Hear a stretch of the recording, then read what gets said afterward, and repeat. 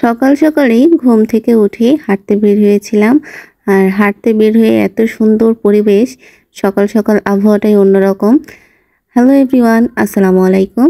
আজকে সকাল সকাল ঘুম থেকে উঠে হাঁটতে বের হয়েছিলাম, হেঁটে বাসায় চলে এসেছি। আর এখন সকালের জন্য নাস্তা বানিয়ে নিচ্ছি। সকালে খিচুড়ি রান্না করব, এর জন্য আগেই গতকাল রাতে ডালগুলো ভিজিয়ে রেখেছিলাম। আর আজকে খিচুড়িটা গরুর তেল দিয়ে করব। আর এখানে হচ্ছে গরুর গোস্ত রান্না করার পরে যে উপরে তেল ভেসে ওঠে, ওই তেলটা তুলে রেখেছিলাম, ওটা দিয়ে আজকে গরুর মানে খিচুড়িটা রান্না করবো। আর এদিকে পেঁয়াজ কুচি আর মরিচ এইভাবে কেটে নিয়েছি। আর এখানে জিরা বাটা, আদা বাটা, জয়ফল, জয়ত্রী এগুলো সব আস্তে আস্তে রসুন সব একসাথে ভালো করে বেটে নিয়েছি। আর এখানে চালটা ধুয়ে প্রেসার কুকারে দিয়ে দিলাম। আর এখন ডালগুলো দিয়ে দিচ্ছি। তারপরে এখন দিয়ে দিব হচ্ছে কাঁচামরিচ, তারপরে পেঁয়াজ, তেজপাতা, লবঙ্গ, দারচিনি। আজকে খিচুড়িটা হাতে মেখে করব। আর এইভাবে খিচুড়ি রান্না করলে খেতে অনেকটাই মজা লাগে। তারপরে এখন হচ্ছে মশলা বাটাগুলো দিয়ে দিলাম। দিয়ে এখন হলুদের গুঁড়া, তারপরে মরিচের গুঁড়া, লবণ এগুলো দিয়ে এখন আগে সব কিছু একসাথে মাখিয়ে নিব। মাখিয়ে নেওয়ার পর এখানে এখন পরিমাণ মতন পানি দিয়ে দিব। পানি দেওয়ার পর এখানে পরিমাণ মতন গরুর তেলটা দিয়ে দিব। আর এখানে কোনো সয়াবিন তেল ব্যবহার করব না, শুধু গরুর তেল দিয়ে আজকে খিচুড়িটা রান্না করব। আর এই তো এখন খিচুড়িটা বসিয়ে দিয়েছি। তারপরে এই তো এখন জালটাও ধরিয়ে দিয়েছি। তারপরে এখন খিচুড়িটা রান্না করার শেষে নামিয়ে নিব। আর এই তো খিচুড়িটা রান্না করা শেষ।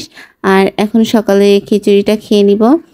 আর খাওয়া দাওয়ার পরে আমার মনে হয়েছে যে শসা আর লেবুটা কাটতে ভুলে গিয়েছি। তারপরে কি এভাবেই খালি খেয়ে নিয়েছি খিচুড়ি খাওয়ার পর। তারপরে শ্বশুর আব্বু অনেকগুলো বাটা মাছ নিয়ে এসেছে। এখানে প্রায় 2 কেজির মতন মাছ ছিল। আরও আগে কেটে পরিষ্কার করে ওগুলো ফ্রিজে রেখে দিয়েছি। আর এখন আরও 1 কেজির মতন আছে। এগুলো আমি আর আমার দাদি শাশুড়ি মিলে মাছগুলো কেটে নিচ্ছি।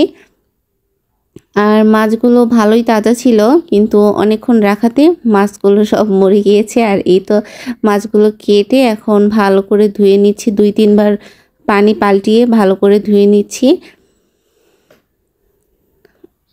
আর মাছগুলো দেখতে কি সুন্দর লাগছে, তাই না? আর এখন এই তো মাছগুলোকে পানি থেকে তুলে এখন সব প্যাকেট করে ফ্রিজে রেখে দিব। তারপরে তো আর রান্না বান্নার কি ভিডিও করতে পারিনি। এদিক দিয়ে আমি আর আমার দাদি শাশুড়ি মিলে এই মাছ কাটছিলাম। আর এদিক দিয়ে শাশুড়ি মা এখন এখানে ডাঁটা দিয়ে, সরিষা দিয়ে, কাঁঠালের বিচি দিয়ে এগুলো দিয়ে রান্না করেছে। আর যে বাটা মাছগুলো আনেছিল, এই বাটা মাছগুলো আলু দিয়ে এরকম ভুনা করেছে। আর এখানে হচ্ছে আমি শাক ভাজি করেছিলাম।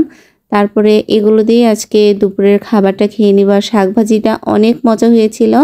তারপরে এই তো দুপুরের খাবারটা এখন খেয়ে নিচ্ছি।